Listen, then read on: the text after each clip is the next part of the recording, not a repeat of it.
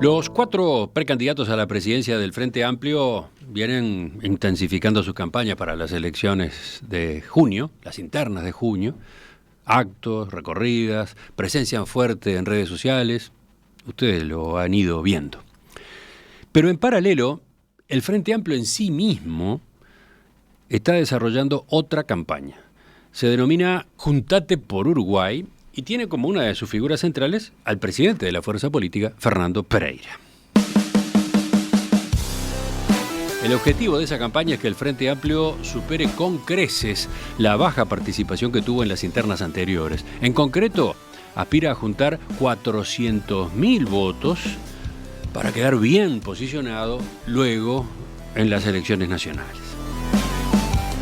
Para eso ya están fijadas varias acciones que se ejecutarán en los próximos meses, en las que habrá un despliegue masivo de militantes que buscarán el contacto mano a mano con los votantes. Además, dirigentes que respaldan a los 4 precandidatos van a estar visitando una vez por mes los 19 departamentos. Pero eso es una síntesis nada más. Vamos a conversar sobre esta movida con el presidente del Frente Amplio. Estamos con Fernando Pereira. Pereira, buen día. Gracias por acompañarnos. Un placer, como siempre. Empecemos por ese número que yo manejaba recién. ¿El objetivo efectivamente es 400.000 votos en las próximas elecciones internas? Bueno, pretendemos que haya un aumento de la votación con respecto a la interna de 2019 sustancial. Estos serían 140.000 más que hace 5 años. Sí, es un número importante y supone un trabajo organizativo importante que venimos desarrollando ya hace bastante tiempo. ¿En qué fundamentan ese número? ¿Por qué 400.000? El número surgió y se fue haciendo público, pero en verdad nuestro objetivo es aumentar sustancialmente la campaña 2019. ¿Hubo algún documento previo que mencionaba 500.000? Sí, por eso digo, el número puede ser antojadizo. Lo que no es antojadizo es que si no construimos un piso en la elección interna, luego el siguiente escalón es muy alto. Y esto lo vimos en 2019 y ya lo habíamos visto como un problema en 2014. ¿Por qué le dan tanta importancia a tener una buena votación en las internas? Bueno, porque claramente es un escalón previo a una elección 4 meses antes. No es que es una elección un año antes, es una elección 4 meses antes. Contribuye a fortalecer el ánimo de los militantes y sobre todo asegura que va a haber una participación activa de miles y miles de uruguayos y uruguayos en la construcción de la victoria. Contrariamente a los partidos tradicionales, el Frente Amplio no decide otra cosa en la elección interna que su convención. Y esa convención luego decide únicamente la fórmula presidencial. Y entonces podría decirse... ¿Cómo es la diferencia? Bueno, los partidos tradicionales eligen el ordenamiento de las listas, cómo van a configurarse... Eligen mucho más cosas que cuál va a ser la fórmula en convención. Y lo eligen desde hace muchísimo tiempo, y esa convención es el organismo partidario. En el Frente Amplio los organismos partidarios son el Congreso, el Plenario Nacional, la Mesa Política del Frente Amplio y eventualmente el funcionamiento del secretariado. Mientras que en los partidos tradicionales se decide hasta ordenamiento de listas. Entonces, claro que hay mayores incentivos en principio para una participación en una elección de los partidos tradicionales. Pero luego nosotros tenemos nuestros propios incentivos. Si queremos ser gobierno nacional en octubre de 2024, tenemos que construir un escalón en la elección interna que nos permita dar un salto en octubre, pero no del volumen que teníamos que dar en octubre de 2019, que era demasiado importante. El salto se dio, pero como ya vimos, faltó muy poco para ganar la elección en segunda vuelta, pero faltó. Y digamos, las elecciones se pueden perder por mucho, se pueden perder por poco, pero el resultado de la derrota también nos enseñó que no se pueden subestimar ningún escalón electoral y mucho menos subestimar el trabajo entre elección y elección, con lo cual nosotros construimos un plan de trabajo. El plan de trabajo tuvo objetivos concretos, de hecho Romina los trabajó tanto para En Perspectiva como para su otro trabajo. Y tenía que ver, en primer lugar, si nosotros hacíamos como crítica que habíamos estado alejados de la sociedad, tener un contacto con la sociedad muy fino, muy de escucha, y ahí se construyó el Frente Te Escucha, que tenía una metodología, que tuvo un registro, que nos ayudó a ver cuáles eran las prioridades de la gente, que nos ayudó a ver por qué el Frente Amplio había perdido en 2019, a pesar de que los guarismos habían sido exitosos en esos 15 años. Luego fuimos construyendo el programa a partir de distintos aportes de académicos, intelectuales, científicos, gente del arte y de la cultura, militantes. Ese programa terminó, coordinado por Ricardo Ehrlich y Álvaro García, terminó en un documento de 100 páginas que fue bajado a toda la estructura militante del Frente Amplio, pero también se le entregó a todas las organizaciones del Falta Escucha para que pudieran eventualmente hacer aportes, y de hecho los hicieron. Y al mismo tiempo ahí se construyó Diálogos por Uruguay, que ya no era solo Falta Escucha, sino que era, sí, vamos y escuchamos sobre el programa, pero también estamos dispuestos a intercambiar. E intercambiamos con organizaciones del agro, con organizaciones urbanas, con organizaciones empresariales, de trabajadores, de cooperativistas. Y allí construimos un programa que podría decirse que tiene mucha incidencia de la militancia frente amplista, incidencia de la sociedad e incidencia del conocimiento. Con ese programa ahora nos proponemos salir a visitar a la totalidad de los uruguayos. El objetivo de Juntate por Uruguay supone sumar a los 20.000 militantes que más o menos tiene el Frente Amplio distribuido en 500 comités, otra cantidad enorme de militantes que pensamos que pueden llegar a ser en total 100.000, para tareas concretas, y que los comités que están estructurados puedan dar esas tareas. A ver, si entiendo bien lo que usted acaba de explicar, el trabajo que encaró el Frente Amplio a partir del revolcón, del golpe que sufrió en las elecciones del año 2019, al tener que dejar el gobierno después de 15 años, el trabajo que encaró ha tenido distintas etapas, ¿no? La primera, escuchar, decía, qué pasó, dónde se había fallado, qué había ocurrido con la gestión, en el Poder Ejecutivo en particular, dónde estaban las inquietudes, dónde estaban los cortocircuitos con la sociedad. Después el programa, la preparación para presentarse con sus ideas, con sus propuestas en estas elecciones, y ahora la construcción del aparato, digamos, yendo a la terminología de la vieja política, el aparato, fortalecer el aparato, porque ahí también había estado una de las causas de la derrota en 2019. Sí, supongamos que ahora ya no se le pueda llamar, es bastante más sofisticado que el aparato tradicional de la política, ¿no? Porque incluye personas que actúan en redes sociales, personas que actúan en sus círculos de amistad, personas que actúan dentro de su profesión, personas que actúan dentro de la vida social y que quieren dedicar minutos, horas o días al Frente Amplio. Y entonces el Frente Amplio tiene que poder organizar este nuevo aparato en consonancia con la nueva vida social de los uruguayos y uruguayas, y en consonancia con los objetivos políticos del Frente Amplio. ¿Se había hecho algo así antes, en otras campañas electorales del Frente Bueno, Amplio? yo creo que hubo un antecedente o dos. Un antecedente claro fue entre la primera vuelta electoral de 2019 y la segunda, donde en apenas un mes logramos casi eliminar la diferencia que hubo entre la coalición que terminó gobernando y el Frente Amplio, y eso era para todos los analistas y los principales encuestadores. Algunos decían que tendía a cero la posibilidad del Frente Amplio. Y no solo no tendió cero, sino que hubo que contar los votos observados. Sí, yo estaba pensando en ese antecedente cercano, lo que ocurrió entre la primera y la segunda vuelta, pero ahí fue como una reacción a la desesperada, digamos, ¿no? Sí, pero organizada.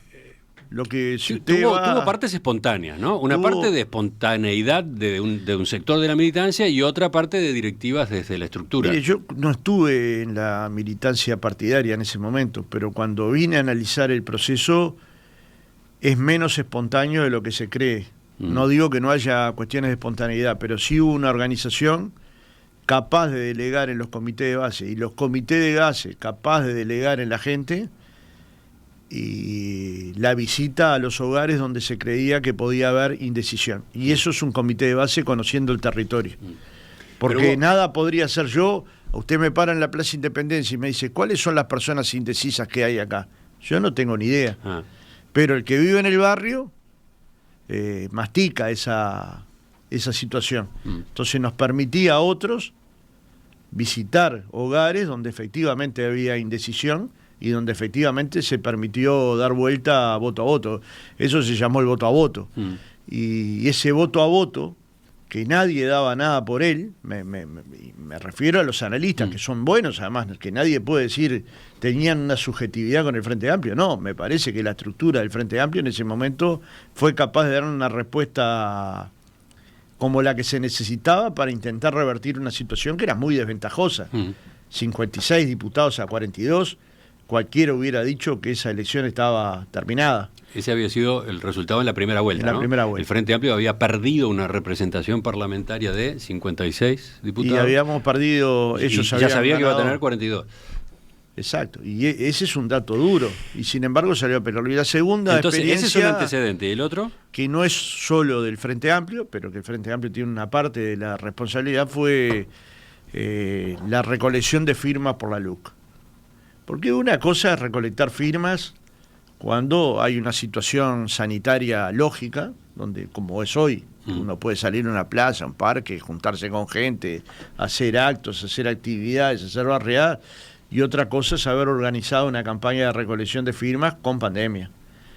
Y los que estuvimos al frente de esa campaña, los que nos tocó tener la responsabilidad de estar en el triunvirato primero y luego en 6 compañeros que llevamos adelante la campaña, sabemos lo difícil que fue, que tuvimos la responsabilidad política de la campaña. Y ahí fuimos capaces, también organizadamente, de distribuir los militantes, proteger la salud, intentar llegar a las firmas, y algo que parecía imposible, logró juntar 800.000 firmas. Y luego, aún con enormes desventajas, porque hay que hacer un referéndum a un gobierno que tiene fuerte popularidad, o que tenía en ese momento fuerte popularidad, a un presidente que iba a defender la ley, para mi gusto al borde de violar la Constitución, y con publicidades que yo diría que eran de 4-1, de acuerdo a lo que nuestros expertos nos dicen. Y también ahí se perdió por apenas un punto. Con lo cual, digamos, hay 2 experiencias previas que ayudaban a poder estructurar este plan. Pero tampoco es un plan voluntarista. Acá han participado sociólogos, politólogos, organizadores del Frente Amplio con vastísima trayectoria, la Fundación Liber Seregni, la presidencia en su totalidad, el presidente, la vicepresidenta, el secretario político. Sí, yo estuve leyendo algunos de los documentos que se discutieron, que se trabajaron en la preparación. Impresionan, ¿no? Impresionan por todos los puntos que incluyen, impresionan por ejemplo, lo que le exigen, entre comillas, a los comités de base. Claro, y están cumpliendo. A ver, cuéntenos eso. Por ejemplo, yo ayer estuve en Gregorio Aznárez, es un pueblo de 1000 habitantes de Maldonado, y habían 50 militantes del lugar, de Gregorio Aznárez. Después llegaron una cantidad de militantes de Bellavista, del balneario Bellavista, o de la zona de Bellavista, de Las Flores, de Estación Las Flores. Llegaron de otros lugares de Maldonado, pero del lugar habían 40 o 50 militantes, y se proponían visitar a la totalidad de los habitantes que viven en el lugar. Si eso lo hacen todos los comités, que es lo que nosotros estamos viendo que está sucediendo, es probable que el objetivo que nos trazamos de hablar con 1 millón de uruguayos antes de que se vote en la elección interna de junio, se dé.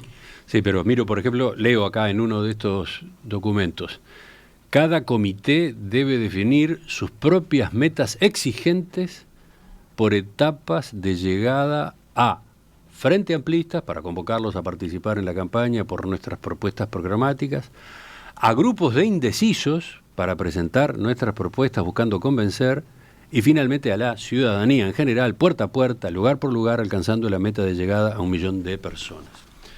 O sea, eso se está procesando, y el objetivo tiene que ver con mirar el resultado electoral de acuerdo a los circuitos electorales que abarca cada comité para trazarse un objetivo superior.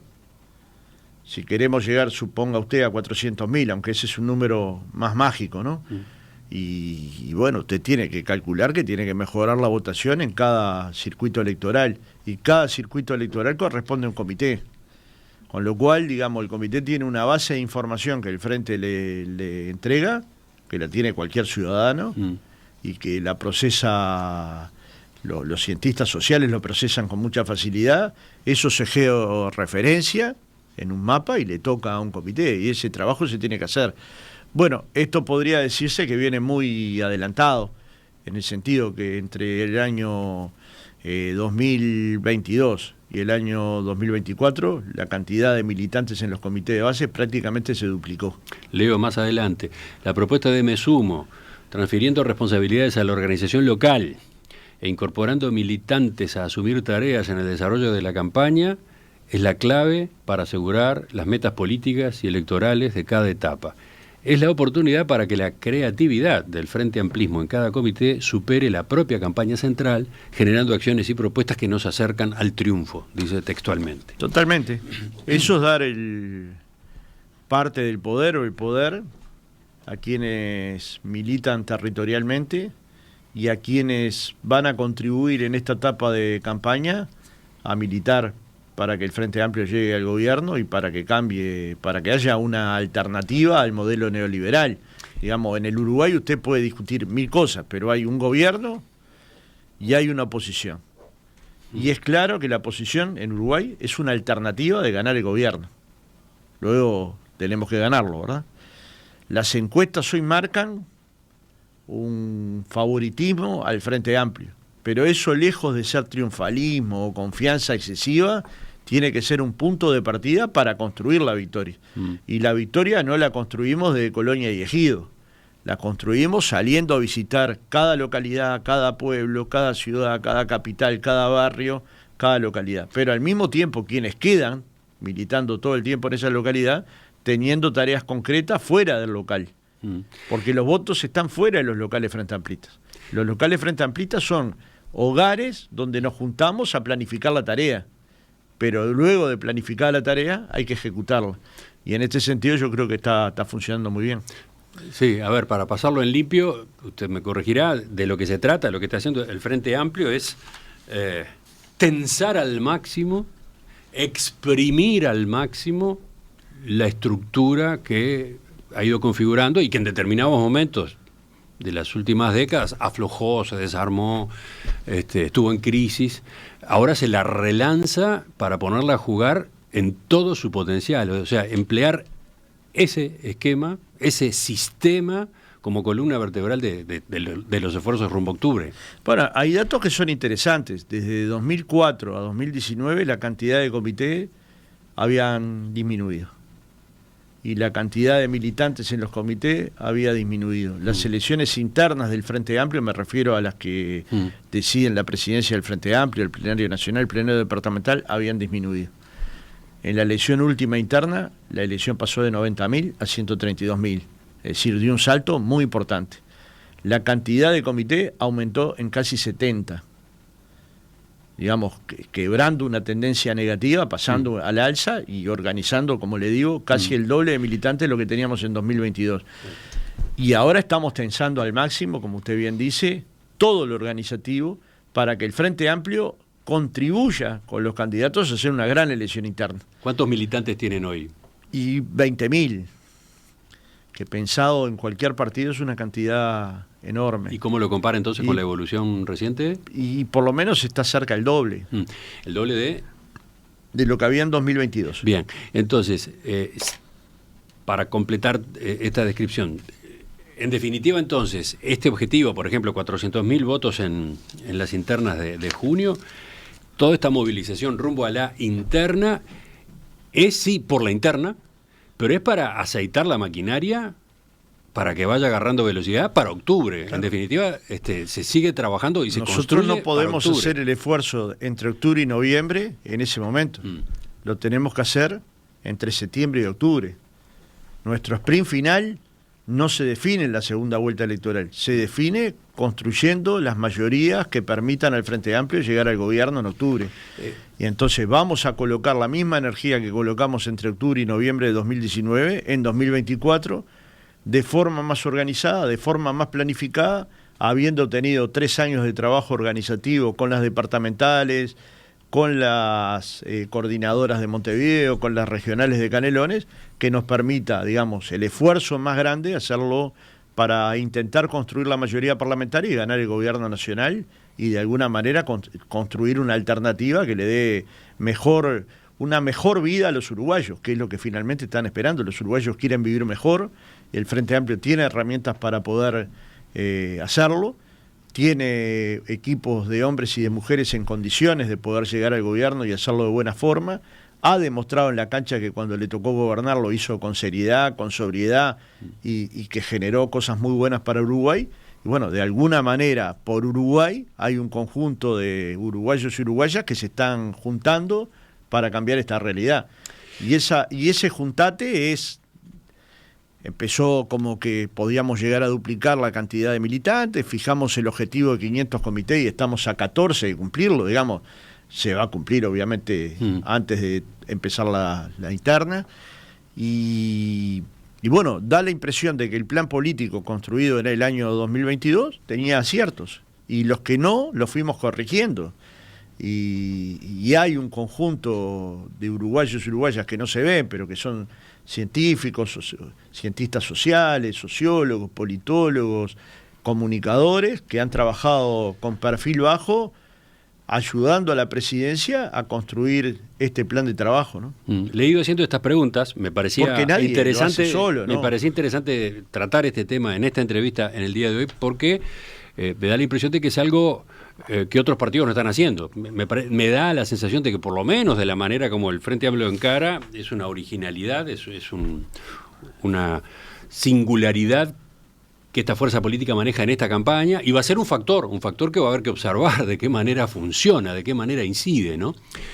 O sea, aparte de las campañas de los precandidatos y de los dos grupos políticos, aparte hay una campaña, una movida central de la fuerza Frente Amplio. Y me queda por saber, en esa línea, qué dicen los militantes. O sea, cuando van a hablar con la gente, ¿no? ¿De qué hablan? Porque lo que se juega en junio es quién es el precandidato, ¿no? Eso es lo que hay que resolver. De hecho, se está invitando, se está exhortando a la gente que vaya a votar en la interna. ¿Y se le habla de los precandidatos o se le habla de otra cosa? Me gustaría que lo viéramos enseguida. Con mucho gusto. Retomamos la entrevista con Fernando Pereira para conocer esta campaña, Me Sumo por Uruguay, que está desarrollando el Frente Amplio, aparte de las campañas de los 4 precandidatos. Y para hablar de algunos otros temas también de la agenda política de estos días. En Perspectiva se emite en vivo. De lunes a viernes de 7 a 12 horas en Radio Mundo, 1170 AM de Montevideo y sus plataformas digitales. El Frente Amplio aspira a obtener por lo menos 400.000 votos en las elecciones internas de junio próximo, y eso implica 140.000 más que en la interna de 2019. Y para ello, y para prepararse para octubre, lanzó la campaña Me Sumo por Uruguay, una iniciativa que corre en paralelo de las campañas de los 4 precandidatos. Una iniciativa que busca tensar al máximo, exprimir al máximo a la estructura de la fuerza política. Sobre ella, lo que implica y lo que se viene, estamos dialogando hoy en la entrevista central con Fernando Pereira.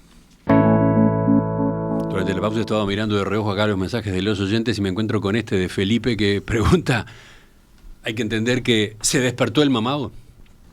¿Se acuerda aquella expresión, sí, ¿no? Que se usó en su momento. Hay que entender que la dirección asumió en febrero de 2022 y decidió que un objetivo claro era reconquistar el gobierno. Y que para eso no solo hay que tener voluntarismo, hay que tener método. Hay que tener una organización en condiciones de ganar, hay que tener un programa sólido, hay que colocar responsables para la construcción del programa sólidos, había que reformular la cantidad de comisiones para que le dieran al Frente Amplio mayor apertura y al mismo tiempo tener un plan político que nos permitiera llegar hasta acá. Cuando nosotros asumimos la presidencia del Frente Amplio, el Frente Amplio tenía una intención de voto cercana al 31-32% de los votos. Nos parecía que con esa intención de voto era imposible llegar, con lo cual empezamos un trabajo organizativo que permitiera que frente amplistas desencantados volvieran. Y eso sucedió. Es decir, el trabajo dio su fruto. Si uno mira al árbol por su fruto, el trabajo dio su fruto. Si usted mira cualquier encuesta de opinión hoy, cualquiera, de cualquier consultora, el Frente Amplio tiene 42 o 43 o 45 o 47, el promedio probablemente lógico sea 43, con un porcentaje de indecisos que podría pensarse que el Frente Amplio va a capturar. Estamos haciendo análisis de datos con nuestra Fundación Seregni y claramente estamos en condiciones de ganar la elección, que hace 2 años no estábamos. Ese plan metodológico, esa metodología de acción organizativa y política, ese trabajo político territorial que no tuvo un solo día de descanso, ni un solo mes de descanso, permitió visitar, por ejemplo, en 5 oportunidades cada departamento del país. Entonces, hoy cualquiera puede decir, el Frente Amplio no acertó en tal tema, el Frente Amplio se equivocó en tal otro tema. Lo que no puede decir, el Frente Amplio no estuvo. A propósito de equivocarse o no equivocarse, ¿están evaluando sobre la marcha cómo se trabaja y corrigiendo también? Por ejemplo, concretamente, la ausencia de 3 precandidatos del Frente Amplio en el coloquio con los precandidatos presidenciales en la Expo Activa en Soriano. Bueno, yo intenté hablar con ellos. Yo tampoco quiero... La pregunta es, porque hubo explicaciones a propósito de por qué no estuvieron Carolina Cose, Yamandu Orsi y Andrés Lima. Estuvo Vergara solo, ¿no? Ahora, más allá de las explicaciones, teniendo en cuenta todos los problemas que tuvo el Frente Amplio con el interior y con el agro en el periodo pasado, ¿esa no fue una pifia? Mire, yo creo que todos tenemos que tener la voluntad de que las cosas sucedan.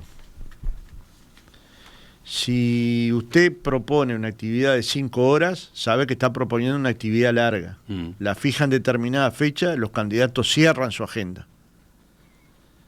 Viene un temporal que nadie espera, cambian. Les propusimos algunos cambios para que los candidatos pudieran estar, algunos de ellos igual no iba a poder por motivos de agenda. Ahora, no hubo ninguna intención de no estar. Yo intenté conversar con el responsable de la Expo Activa y por algún motivo no me atendió, pero sí me contestó que no iba a haber ningún cambio de regla de juego. Esto es un problema. Entonces, ¿hubo intención de los candidatos frente amplistas de estar en la Expo Activa? Sin duda. ¿Confirmaron todos los candidatos? Sin duda. Luego sucedieron cosas que imposibilitaron que los candidatos estuvieran. E intentamos fórmulas para que pudieran estar el mayor tiempo posible y no fueron escuchadas por quienes organizaron. No digo con mala intención, para nada. Digo que a veces todos tenemos que flexibilizar para que las cosas sucedan. Y no nos quejemos o luego digamos esto no salió bien. Bueno, todos tenemos que poner un granito de arena. De todos modos, la población no necesariamente conoce los centros. Por eso yo le cuento. ¿No? Pero por eso yo le cuento. Una cosa es que usted me invita a la radio y yo le diga voy. Usted me conoce, sabe que yo voy a estar 8:30. Alguna vez he fallado, pero no a la radio, a otra radio, por problemas, porque me sentí mal. Bueno, una falla nunca genera la actitud de alguien, ¿no? Usted sabe que me invitó 100 veces y yo estuve 100 veces. En este caso, todos los candidatos dijeron que sí. Yo di mi opinión a los candidatos de que era una actividad sumamente importante. Conozco la perspectiva, conozco lo que allí se presenta como ciudadano. He hablado con muchos productores de Soriano. Como usted sabe, mi esposa es de Mercedes, de Soriano. Conozco a muchos productores, conozco a muchos miembros de la Asociación Rural. Y era toda la intención de los candidatos del Frente Amplio ir. Y bueno, sucedieron estas cosas que son inesperadas. Incluso el día de la Expo Activa que se dio este acontecimiento fue un día muy difícil desde el punto de vista climatológico. La Expo Activa este año tuvo problemas de todo tipo. Entonces, digamos, lo que no se puede decir es los candidatos frente amplistas no tenían voluntad de ir a la Expo Activa. Los candidatos frente amplistas, los 4, mostraron su voluntad de ir y confirmaron su presencia, aunque era una actividad muy extensa, ¿no? Vuelvo sobre el tema. Y también que nos coloca en un problema, Emiliano, porque el Frente Amplio es un partido, igual aceptamos, de 47% de los votos, de 46%, de 45%, y tiene 4 candidatos.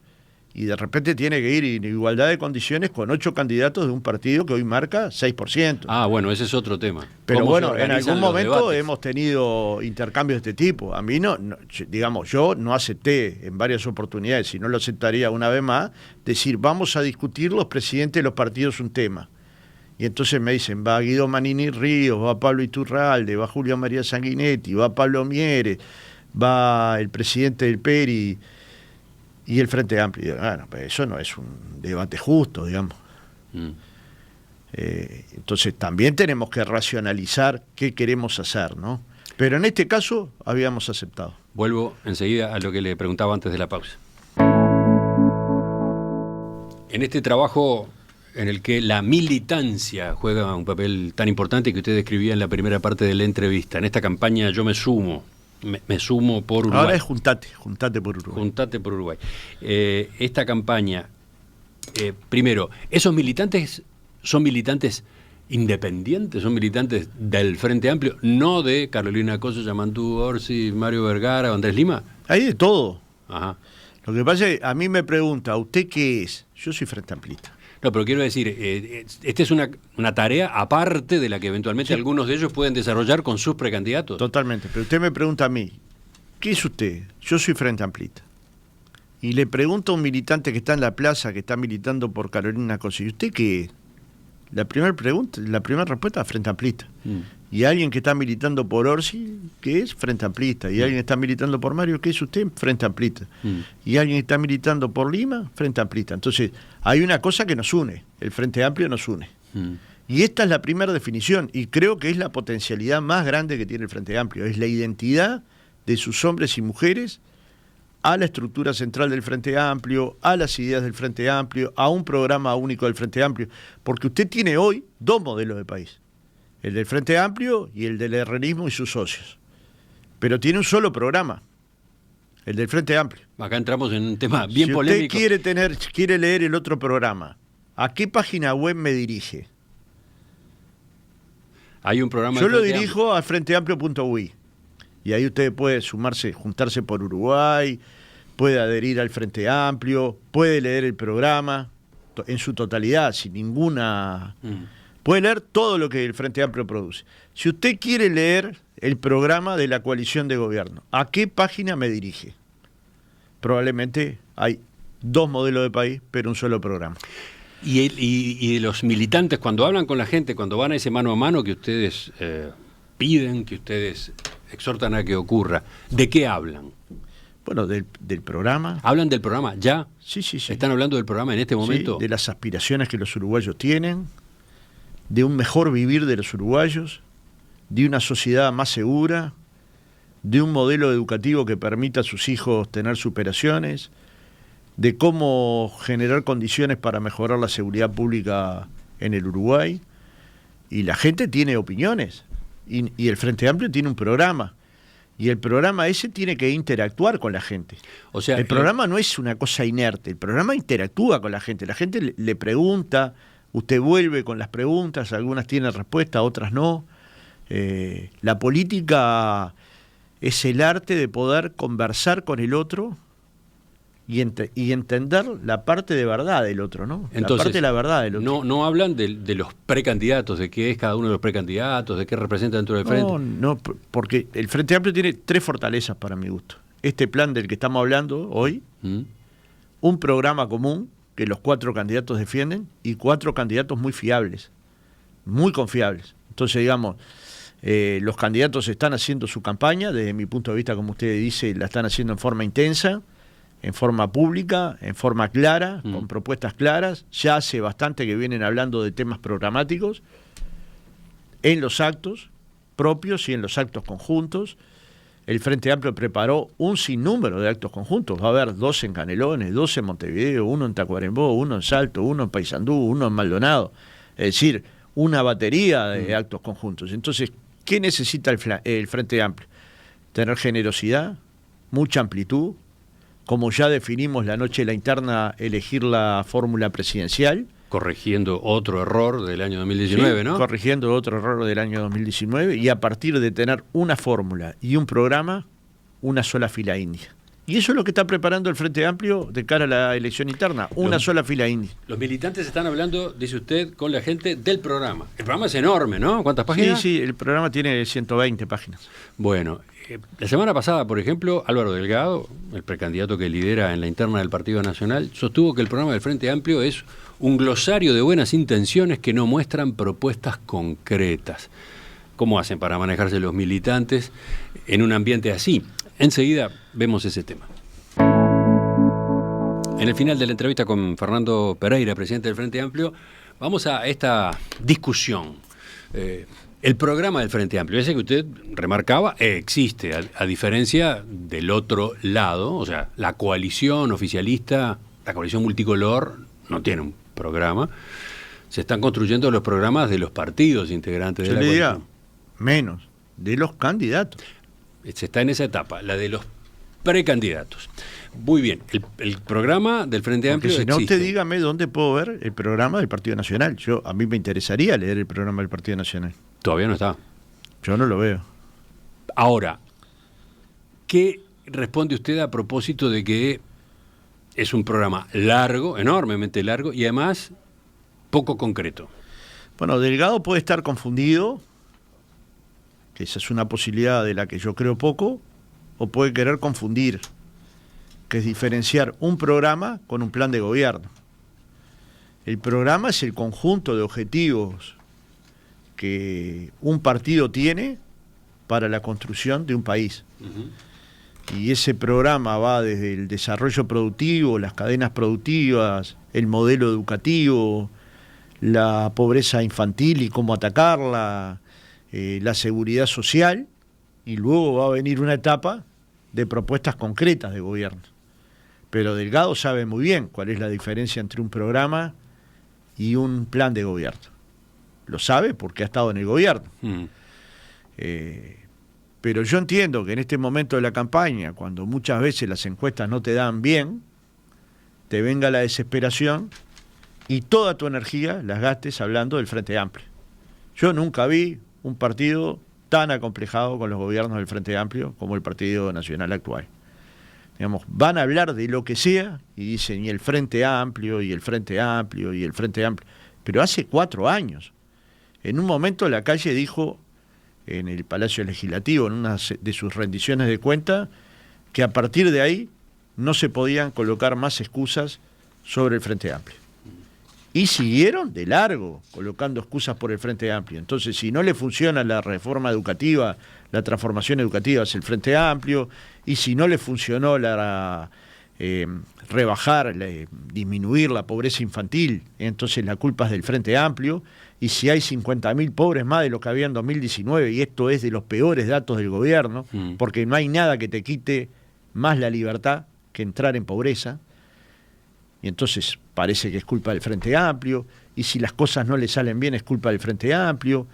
Entonces, digamos, este gobierno ha tenido un conjunto de problemas que no tienen nada que ver con el Frente Amplio, que es que construyeron un programa común, el Compromiso por Uruguay, y luego construyeron dentro de sus partidos un conjunto de objetivos que luego no pudieron cumplir. De las 50.000 viviendas ya no se puede hablar, nadie puede hablar. Y las pocas que dieron, algunas a dedo, de la manera más clientelística posible. Digamos, ya no se puede hablar de que el Uruguay no perdió salario, porque perdió sus primeros 3 años, y hoy el salario está en el mismo momento que en el 2019. Eso es congelamiento del salario. Congelamiento salarial, simplemente eso, media década perdida. Pero volvamos al programa del Frente Amplio. Bueno, lo que le digo es que si el gobierno fracasó, y lo que encuentra como problema es que el Frente Amplio no tiene propuestas, líneas de acción concreta, es porque están viviendo mal la etapa. Hoy lo que estamos discutiendo es hacia dónde va la sociedad si gana el Frente Amplio. Y hay compromisos claros del Frente Amplio. Hay un compromiso claro con el desarrollo productivo y el crecimiento económico. Hay un compromiso claro con la erradicación de la pobreza infantil, hay un compromiso claro con la reforma de la seguridad social y un diálogo social con jubilados, trabajadores, empresarios, partidos políticos para construir una reforma que tenga en cuenta los cambios en el mundo del trabajo, la sostenibilidad financiera y social. Hay un compromiso con construir un diálogo con la lógica de ojalá multipartidariamente y socialmente construyamos una política de seguridad pública, que nadie tiene la receta perfecta, y como ya vimos, con una frase, con una consigna, se pueden ganar elecciones pero no se pueden gobernar. Acabó el recreo, capaz que pudieron ganar una elección, pero no pudieron resolver el tema de seguridad, y la gente hoy camina con más miedo del que tenía. No es un problema de estadísticas, es un problema de que siente la gente, ¿no? Justamente hablemos de seguridad pública, para aterrizar esta polémica de la que yo hablaba recién. Hablemos de seguridad pública. El Frente Amplio está preparando una síntesis del documento base, ¿no? Del programa. ¿Cómo le llaman? Prioridades. Ese va a ser un documento más corto. Más corto. Yo estuve viendo un borrador de ese documento y, por ejemplo, dice, hablando de seguridad pública, rediseñaremos la estrategia para abordar el fenómeno del crimen organizado y del narcotráfico, evitando que continúe la expansión y agravamiento registrada en los últimos años. Para ello, robusteceremos la política antilavado, aplicando con determinación la ley integral aprobada en 2019, incrementando la detección de operaciones sospechosas y persiguiendo con más recursos los flujos financieros vinculados al crimen organizado. Fortaleceremos el control de fronteras, con particular énfasis en la hidrovía de la Cuenca del Plata y su estructura logística, incluyendo los puertos y la actividad de transporte de mercaderías. Acá aparece la pregunta de si esto no es una acumulación de buenas intenciones, ¿no? ¿Cómo es que de esta manera se va a lograr efectivamente? No, este es un objetivo programático. Lo que le digo, usted tiene un programa. ¿Cuál es el objetivo programático? Dotar de mayor seguridad a la sociedad a través de este conjunto de líneas programáticas. Luego va a haber un candidato y un partido que lo va a llevar adelante, que van a decir, para cumplir con este objetivo programático, estas van a ser las acciones de gobierno.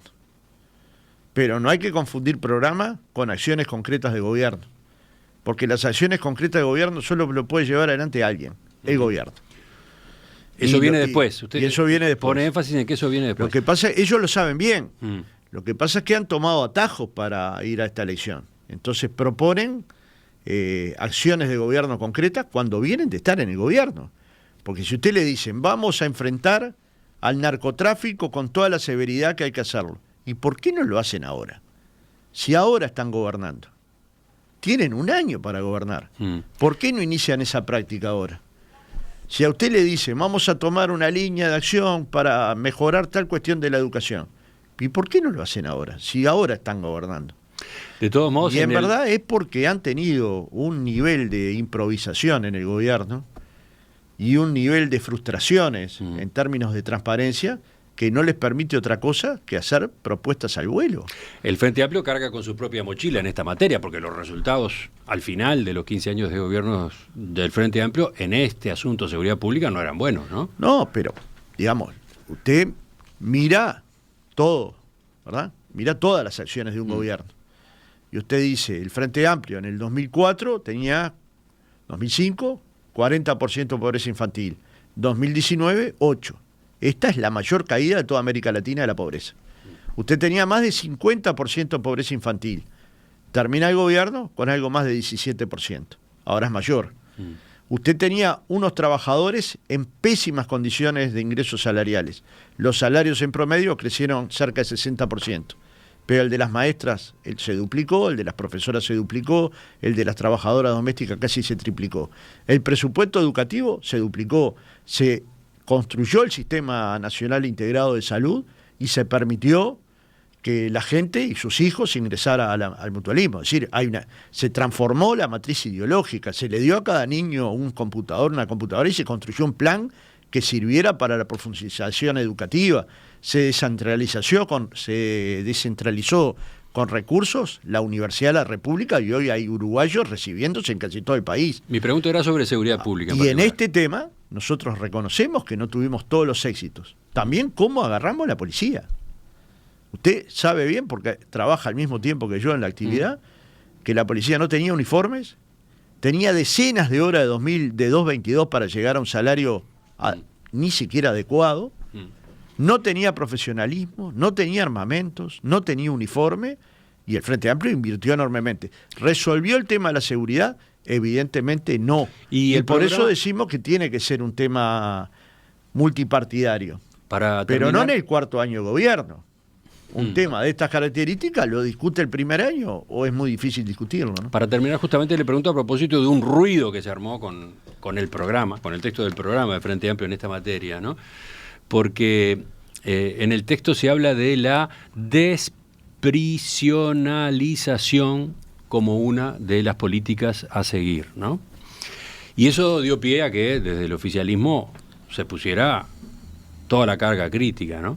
Primero fue Luis Calabria, ex director general de Secretaría en el Ministerio del Interior, puso ese párrafo y reclamó a los candidatos que expliquen el alcance de esa medida. Van a abrir las cárceles, alertó por su lado el ex ministro Luis Alberto Heber.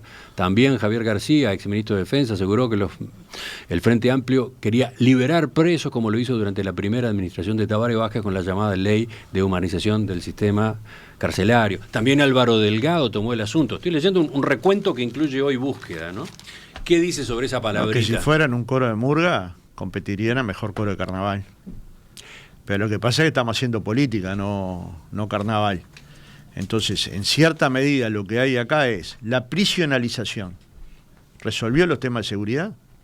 La LUC, que era la columna vertebral que iba a resolver los temas de la seguridad pública, ¿los resolvió? Tener 15.000 uruguayos presos, ¿es la solución al problema de la seguridad pública? Hay que leer los informes de Juan Miguel Petit. Yo diría, yo no voy a responder. Responden los informes de Juan Miguel Petit sobre la situación carcelaria actual en el Uruguay. Pero nosotros queremos ser sensatos, en el sentido de que hay que tener racionalidad de quiénes tiene que estar preso y quién no. Y esa racionalidad tiene que ser fruto de un debate con la sociedad. Y si queremos tener cárceles que humanicen a las personas, no que las destrocen, no que salgan peor de lo que entraron, que es lo que todos vemos. Pero el término en sí mismo debió haber sido mejor explicado, pero ¿no? Probablemente que sí, pero ¿por qué puede leer ese texto? Porque el Frente Amplio tiene un programa. Si yo quiero saber qué van a hacer con las cárceles quienes hoy integran el gobierno, ¿dónde lo leo, Emiliano?